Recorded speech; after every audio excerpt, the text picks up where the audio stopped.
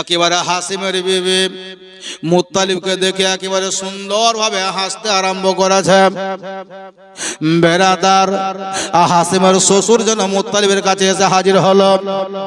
হাসিমের শাশুড়ি হযরত মুত্তালিবের কাছে এসে হাজির হলো। হাসিমের বিবি হযরত মুত্তালিবের কাছে হাজির হলো। সবাই মিলিতভাবে মুত্তালিবকে চতুর্দিক থেকে ঘিরে নিয়েছে। বলে, মুত্তালিব গো, তোমার বড় ভাই হাসিম আমার জামাই কোথায় আছে, তোমার একবার ব্যক্ত করে বলে দাও। হযরত হাসিমের বিবি মুত্তালিবকে বলছে, বলে, ভাই মুত্তালিব গো, তোমার ভাই কেন আসেনি বলো, তোমার দাদা কেন আসেনি বলো। হযরত মুত্তালিব কি দিয়ে বুঝাবে, তিনি খুঁজে পান না। শেষ পর্যন্ত মুত্তালিবের চোখ থেকে পানি ঝরতে লাগলো। আর যখনই চোখ থেকে পানি ঝরা